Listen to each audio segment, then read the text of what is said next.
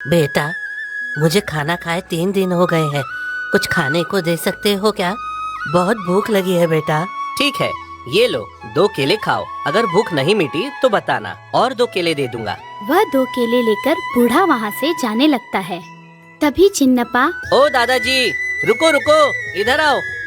आपने तो कहा बहुत भूख लगी है, 2 केले दिए तो बगैर खाए लेकर जा रहे हो। इसका मतलब आपने मुझसे झूठ कहा। मुझे भूख सच में लगी है बेटा, लेकिन घर पर मेरी पत्नी है, उसे भी कुछ खाए 3 दिन हो गए हैं, इसलिए ये दोनों केले उसके लिए ले जा रहा हूँ।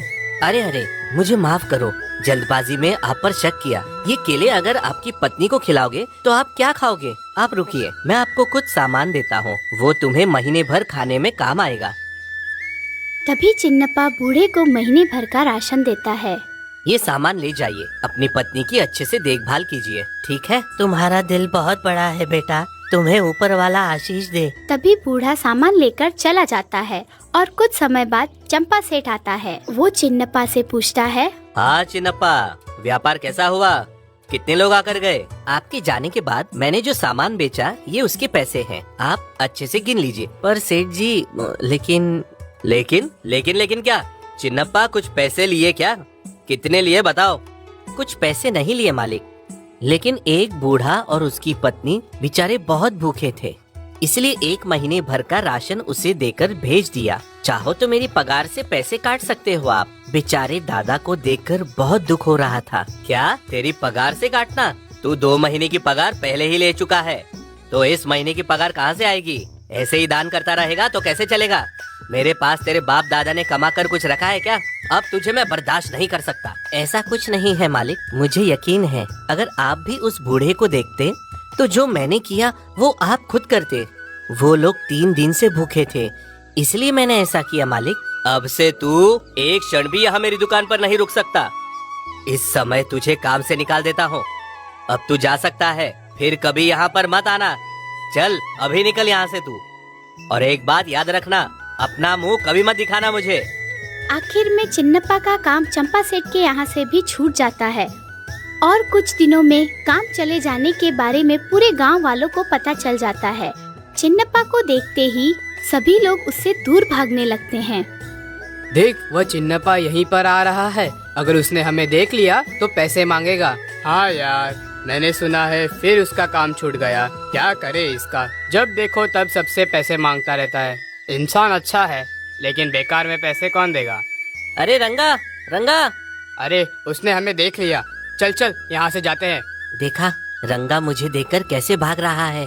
जब मेरे पास सहायता के लिए आया करता था तब मैं अच्छे से बात किया करता था। मेरे पास काम नहीं है, इसलिए ये लोग ऐसा कर रहे हैं मेरे साथ। इन लोगों से मैं क्या पैसे मांगने वाला था? हाँ, फिर उसके बाद चिन्नप्पा किसी के भी पास जाता तो कोई उसकी सहायता नहीं करता। वैसे ही चलते चलते वह उस बूढ़े के घर के पास पहुंच जाता है, जिसे चिन्नप्पा ने महीने भर का राशन दिया था। वो चिन्नप्पा को पहचान लेता है। क्या हुआ बेटा, आज यहाँ कैसे? तुम्हारा घर आसपास में ही है क्या? मेरा घर यहाँ से बहुत दूर है, पहले कुछ खाने को दे दो। सच कहूँ तो बहुत भूखा हूँ मैं। क्यों नहीं बेटा, अंदर आ जाओ।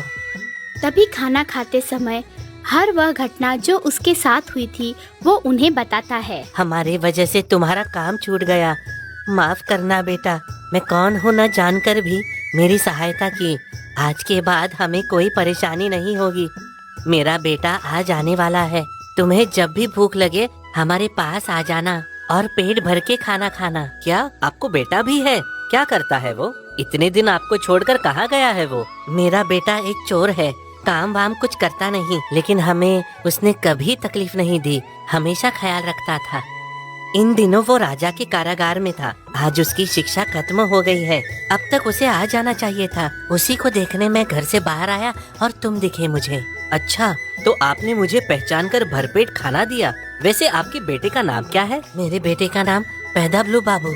क्या वो पैदाबलू बाबू आपका बेटा है? वो तो बचपन में मेरे साथ पढ़ता था, वो मेरा दोस्त भी था। फिर बाद में कई दिनों तक वो मुझे कहीं दिखाई नहीं दिया। वह दोनों ऐसे ही बात कर रहे थे, तभी वहाँ पैदाबलू बाबू 2 गायों को लेकर पहुँच जाता है। पिताजी कैसे हो? माँ कैसी है? सब ठीक है ना? अरे अबलू, मुझे पहचाना क्या? मैं चिन्नप्पा हूँ। हम दोनों साथ में पढ़ाई किया करते थे, याद है? हाँ यार, अभी याद आया। कैसा है, क्या कर रहा है आजकल? कुछ काम न होने की वजह से इधर उधर घूम रहा था। ये देखो, तुम्हारे पिताजी ने मुझे बुलाकर खाना खिलाया। चल एक बात बता, तू तो बहुत दुबला पतला था, इतना ताकतवर कैसे बन गया? मैं कुछ दोस्तों के साथ रहकर चोर बन गया था। जब मैं चोरी करते हुए पकड़ा गया तब मुझे कारागार में डाल दिया, लेकिन मुझे वहाँ बहुत ही अच्छा खाना मिलता था, कोई तकलीफ नहीं थी। सर्दियों में अच्छा कंबल भी दिया करते थे। कुछ काम नहीं करना होता है, समय पर खाना मिलने से मैं ताकतवर बन गया। क्या कहा? कारागार में अच्छा खाना देते हैं और सच में कोई काम भी नहीं करवाते? हाँ यार, लेकिन हमें हमारे परिवार वालों से, हमारे दोस्तों से मिलने नहीं देते थे। ऐसा रहना नर्क से कम है क्या? इसलिए मैं कारागार कभी नहीं जाना चाहता हूँ, जिंदगी में कभी भी नहीं जाऊँगा। मेरे अच्छे स्वभाव को देखकर राजा ने मुझे ये 2 गाय दी हैं और मुझसे कहा मेहनत करके जिंदगी बिताओ। ठीक है यार, अब मैं चलता हूँ, फिर कभी मिलता हूँ। ऐसा कहकर वो वहाँ से जाने लगता है और पास के गांव में भी काम के लिए प्रयास करता है, लेकिन कहीं भी काम नहीं मिलने की वजह से बहुत उदास होता है। तभी एक पेड़ के नीचे बैठ जाता है। क्या करूं? अच्छे से काम करूंगा कहने पर भी मुझे कोई काम नहीं दे रहा है।